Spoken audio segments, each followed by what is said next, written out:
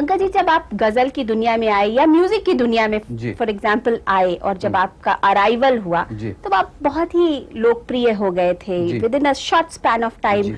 बहुत आपके कैसेट्स बिके और आप घर घर में नाम हो गए और खास करके यंगर जनरेशन में आपका बहुत नाम था। फिर उसके बाद ये सिलसिला 3-4 साल तक तो चलता रहा, उसके बाद सडनली धीरे धीरे आपकी लोकप्रियता जो है वो थोड़ी कम सी हो गई, ऐसा क्यों?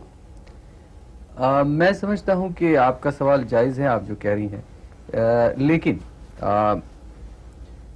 जब मेरी शुरुआत हुई गायकी की 1980 में मेरा पहला एल्बम आया था।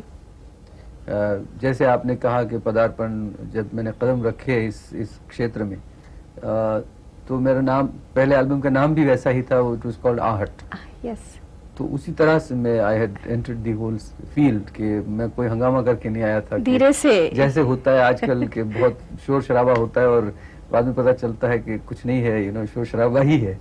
तो हमारे साथ कुछ अलग बात थी।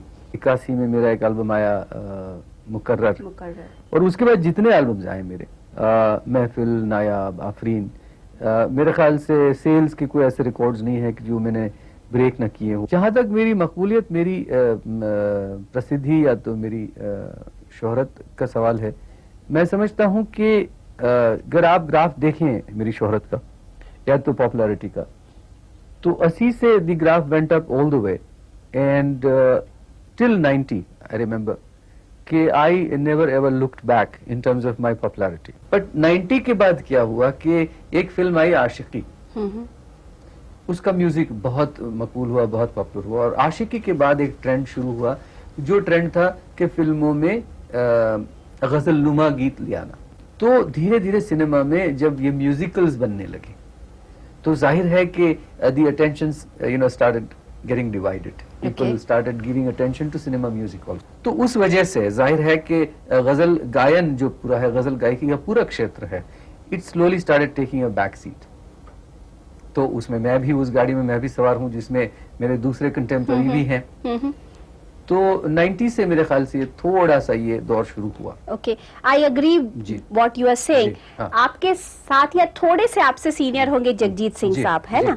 लेकिन आज की डेट में गजल का इंडिया में कोई पर्याय है तो वो जगजीत सिंह साहब हैं, जबकि आप भी उस दौरान में 80s में उन्हीं के लेवल पे थे। मतलब ऊपर नीचे थोड़ी बहुत चीज हो सकती है, but you were on the same level. But suddenly today Jagjit Singh को अगर आप देखें तो लोग जगजीत सिंह को, यानी इंडिया में गजल का पर्याय जगजीत सिंह है, नॉट पंकज उधास। आपको ये बात शायद मैं बताना चाहूंगा कि आपको शायद गलत फहमी है, और जो देख रहे हैं उनको तो मुझे मालूम नहीं है, लेकिन आपको ये जान के शायद ताज्जुब होगा जबकि आप मुझे ये सवाल कर रही है कि हिंदुस्तान में अगर गजल जानी जाती है वो सिर्फ पंकज उधास के नाम से जानी जाती है। मैं कोई अपनी मेरी बड़ाई नहीं कर रहा हूँ। Jagjit Singh is a wonderful singer, there is no doubt about it, लेकिन जगजीत सिंह की जो गायकी है वो सीमित गायकी है, it's a limited kind of singing, क्योंकि उनकी जो आवाज आप सुनते हैं, उनकी जो गायकी की रेंज है, it's a very limited range of singing. और उस रेंज में उन्होंने जो काम किया है वो काम ऐसा है कि वो सिर्फ certain section of the society gets impressed with that voice and that kind of singing.